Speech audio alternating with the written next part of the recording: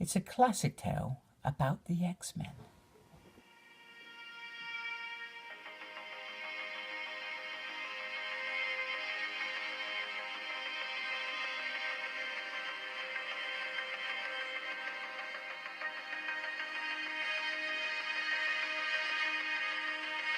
Hello and welcome to a Smurpy video, and today we are looking at X-Men's classic Omnibus. Now I wanted to give a big shout out to Near Mint Collector, because without watching one of his videos I probably would never have brought this. So the classic story came out in the mid 80s, and basically it's around the original time of the Uncanny X-Men, and it shows the relationships that suddenly are there, but they were never built, if that makes sense. So this goes back and it kind of builds those bridges, those relationships. So Storm's friendships, Wolverine fancying Jean, for example, why Angel mistrust Wolverine, that sort of thing. So it's got all that good stuff in there. So there's the side and there's the back. Nice picture. So for me it's more about, when do I decide, how do I read this, more than anything? Do I read it alongside my Uncanny X-Men? I think for now I'll probably just read it separate, because I'm quite excited about it, instead of along with it. Here's the usual synthesis. So very, very nice. So the reason I originally didn't buy this was mainly because I just thought it was the Uncanny X-Men with some extra issues. Some extra details on it. And in a way it is, but this book takes away the main story and just shows you the classic, that part of the story, rather than the whole issue, so to speak. So here it is under the dust cover. So back to what I was saying. So I was saying that I originally didn't buy it because I just thought it was reprints of Uncanny X-Men. I didn't realize that the extras that go into it. That's what I was trying to say before, and not whatever I said. I can't even remember what I said. Hey, little teddy there, that's a bit strange. So a nice little classic. Oh my goodness. Not sure how well this is going to go down. It's always hard at the beginning of the omnibus. So classic tales of the Uncanny X-Men. So writers, pretty much all the way through, and then you got this side. There's got an introduction by Ralph. Very cool. And this was a good idea, to be fair. You know, some of, you know, adding on to the stories that we always had and giving some depth to these characters, which perhaps before there wasn't the chance to give us that. You know, it was great. I don't, you know, now we wouldn't get something like this, but at the time I think it was probably needed. And classic X-Men. This is how the first issue looked. Very cool. And that's how it originally looked. And this tells you how the classic tale expands that giant size X-Men 1, basically. So if you want to be, I guess, creative, you could read, I think, the first few pages, and then you go into some of this, and then you go back, and it's probably a bit like that.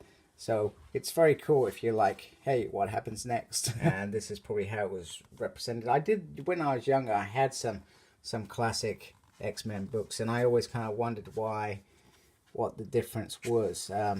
Obviously I was young, so I probably didn't really think about it. So we got the kind of little back tale, which is, if you read Deadly Genesis, the whole story is kind of different. This is a classic scene now. You know, we've seen this in Original Sin, crossover between Wolverine and X-Men Legacy. Nice little moments there. So I'm just looking forward to this. Is all about relationships, this whole series. And you know, Wolverine, because you know, you remember after the Phoenix when they arrive back from Earth after the whole being coming back from, oh, what is it, Stephen Lang's asteroid, etc. You know, all of a sudden Wolverine was like, I love this girl, you know, she means everything to me. It's like, what the hell, you know. So it's kind of nice, you know. It's good as this is what it was originally like, this is how we improved it and what it was about, and then how it's grown. I lift my thing up a bit. So it's not like there's loads of pages in each, you know. You're only seeing the extras, which is great, you know. Why he felt this scene was added in, because Storm and, for example, Storm and Jean's relationship was always a very strong relationship.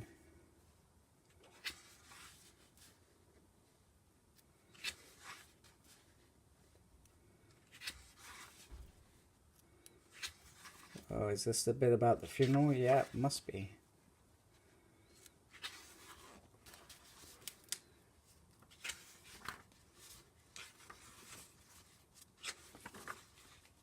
And this is how this bond happens. You know, they always talk about, hey, we, you know, practice together, but do you really see it? Perhaps not.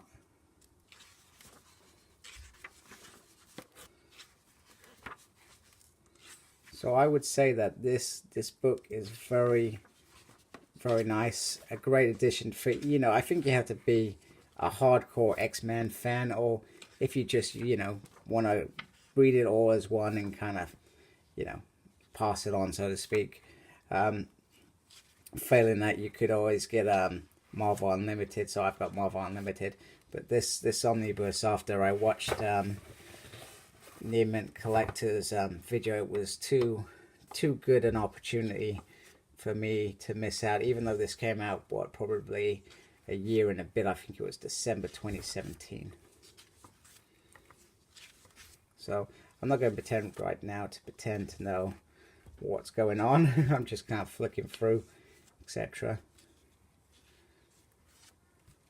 You know, there's some really nice art. I think, I'm not sure if it's all John Adams, you know, but I do enjoy some of his stuff. Sorry, maybe I'm wrong. Dave, whoops, that's not very good, is it? Not very good X-Men fan, are you, Paul? I can laugh at myself. Very silly. It's because I'm running out of things to say. So, but I'm usually, when I do X-Men or any omnibuses, I've been known just to show a little bit of it. So I'm trying to give a full kind of view of how it all looks.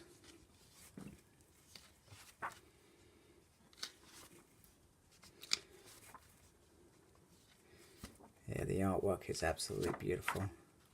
Don't even ask me who we're on now, because I have no idea. That was an opportunity to look. So you can see, like, some of the pages, you know, they're quite, you know, they're like extra stories, extra adventures that we didn't perhaps see.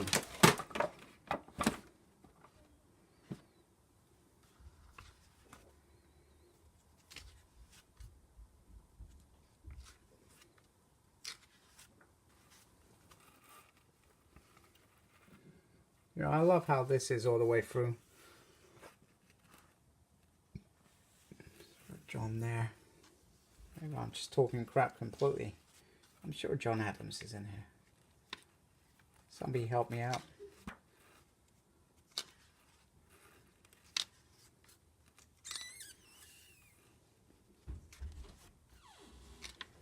So there is a lot of material in here for backup stories. So, you know, the pages, the comics back then were probably still around 22 pages, etc. So for us to get the extras, it must have taken up to at least 30 odd pages or so. So it's very, very cool. You see a lot of the art going on the covers as well. You can see like that one, that was just like a little, you know, this is how it looks. So it gives you the extra, why the extra happens. So, you know, this is quite a big chunk. This is probably about 10 pages, etc. So still very nice. We're on 125 now. I think from what I gather, it ran to 150. Xavier needs a little boombox. Got Wolverine going wrong. So was this yeah, not Polaris. Proteus.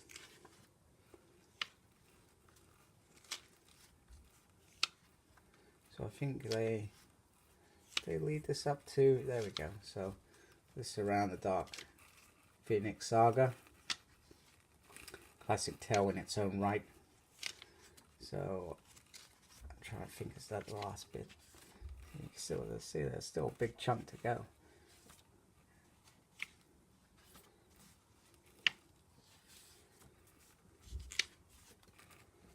So 837.